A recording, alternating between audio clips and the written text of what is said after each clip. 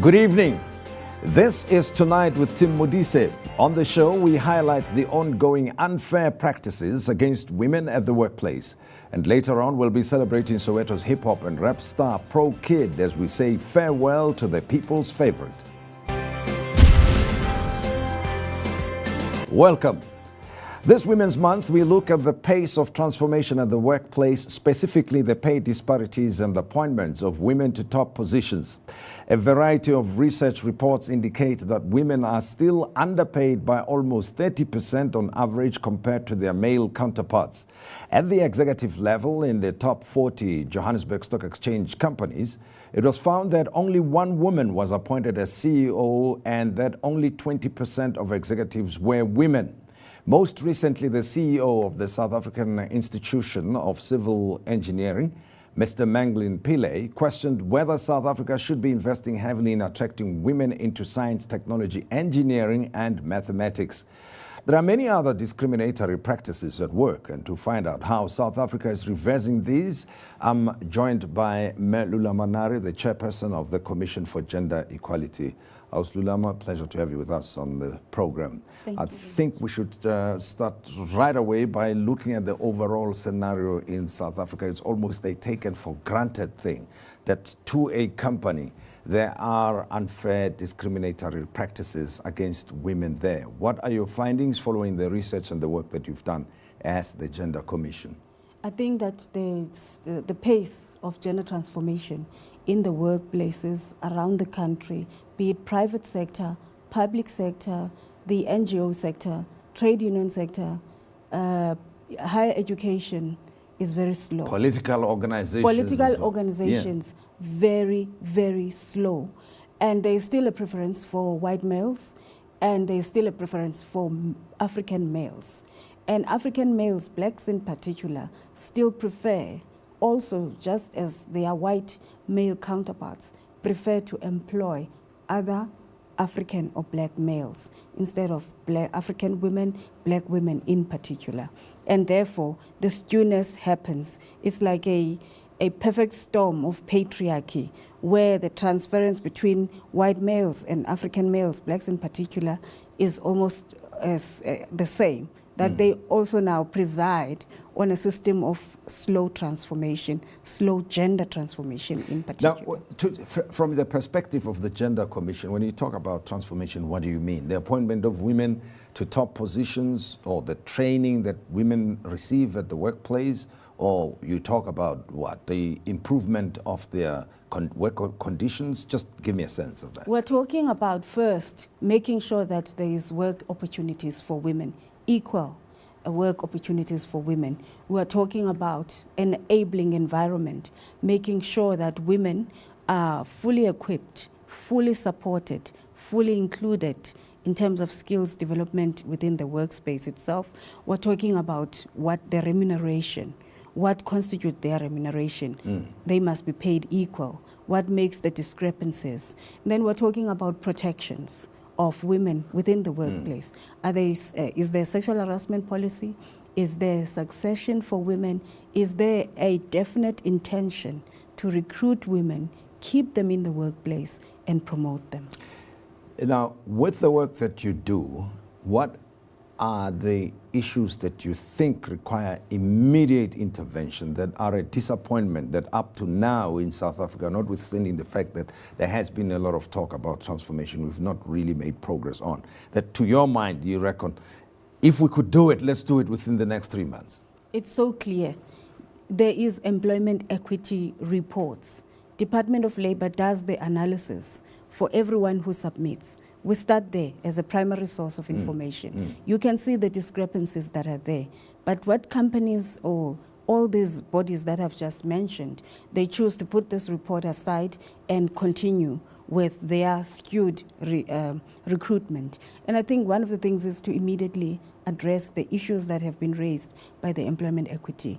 Because what is clear is that women are put in at the positions where they are at lesser, not in senior positions, And there are reasons. When we met with the CEOs or the heads of institutions, there is frivolous explanations that women are not interested in this field. That is why we don't find them. We can't find engineers. That is why we don't have enough here.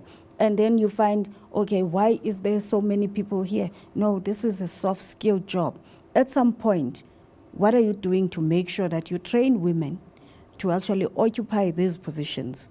But at the depth of it, you find that there are women who have these skills that are simply overlooked.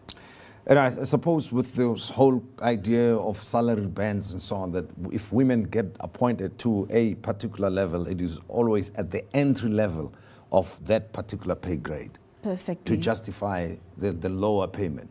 And in fact, the Employment Equity Report is very clear on the salary bands. What we have found as the Gender Commission is that at the entry points of the salary bands, you find a women clustered there. And then as it goes down, it's like a pyramid. As the higher you go, the colder it becomes for women, the more exclusionary power is shared amongst males, whether white or African and black.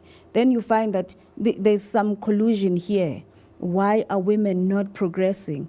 And the reasons that are used are simply prejudice, as you have just mentioned, the CEO of SAICA. That is the common thread of the explanation why women are not progressing.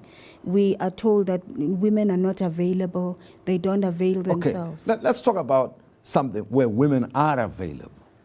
The pay of sports women, for instance, right, who represent South African football, Banyana, who actually have performed much better than their male counterparts at international tournaments in recent times, who were never paid. Some have said, you know, even when becoming top goal scorers or winning awards here, there, they really received no bonuses for that. I saw a newspaper headline recently talking about women rugby players being paid 60 rands a game, and we know for sure that the counterparts receive tens of thousands of rands per game.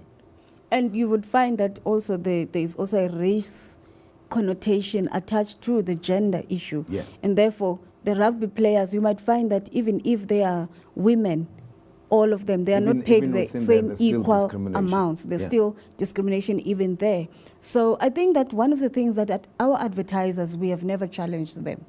Our advertisers seem to prefer and have preference. They also have the patriarchal notion of wanting to only support male sport, irrespective of how worse it performs. And I think that we have, as the Gender Commission, we have been working with the soccer bosses to make sure that they spend the same amount of time promoting Banyana, the same way they are promoting the Bafana. Yeah. And I think that it is just plain gender blindness in the country. Now, your commission is the right one to correct this. Where do you start? We start by evaluating. What we have used with our powers, first of all, was to call the heads of departments, the heads, the CEOs. And I must tell you, Tim, they come kicking and screaming. They bring their lawyers, we subpoena them, and we want the information that we need. And one of the things that we have found out is just pure gender blindness. A CEO will come and say, no, we're very transformative. This is our vision. They put a beautiful vision. When you look at the numbers, you look at the training of skills development, you look at the different faculties or different departments, the heads of these departments, you can see the silent gender blindness in terms of the promotions, the people that lead, and the pay gap. And I think that what we have done with the Gender Commission, now that you find the CEO saying, okay, I think that I'm wrong here. Gender Commission, please come and train our HR. We have found ourselves doing that. It's not our mandate. But what we have found is that the public service itself, administration, has not supported the work that needs to be done in terms of changing the mindset, but also monitoring, evaluating, and training its own personnel to make sure that gender transformation happens. So clearly, as a Gender Commission, we're saying if it's not measured, it didn't happen. And government, how does it compare to the private sector? Government is not far off from the private sector. It behaves But the same way. It behaves the same way. So what we have found with the government, where there were white males, now there is a African male, blacks in particular, and they go in a linear upward way. And then we find women still at the bottom rung, African women, black women in particular, women broadly, they are still at the bottom rung, even in the public service. But I must say that there is a differentiation of provinces. You find that in Gauteng, there will be there's a 40% now of women in leadership in government. But you find that there are departments where there's just no interest in implementing the gender transformation. Which province would you say is slow compared to, you mentioned Gauteng, which suggests that they're doing relatively well. Which other province, or which province do you think should up its game? Western Cape, definitely. Eastern Cape, definitely. Northwest. These provinces should just get on with the program. And why we're saying so is that there's just no oversight or tightness of the monitoring policies. Because if you don't put the KPA that is very clear on transformation, gender in particular, then the HOD is simply not going to look at whether the staff component is women are recruited and supported right through the processes. Well, and I'm listening to you and I'm thinking what goes on at the workplace, in the private sector, for instance, even the kind of activities that are organized around team building may not be women friendly, for instance. The culture that the organization is centered around may not be very positive to women, may even be off-putting in some instances the higher you go, as you said earlier on. But what kind of sanction then, or penalties do you think need to be imposed, or incentives that need to be put in place to make sure that this issue is tackled, or is fast-tracked? Because it's been on the agenda, we talk about it all the time, not much changes. What I've found with the work that we do with the Gender Commission, there is need for awareness.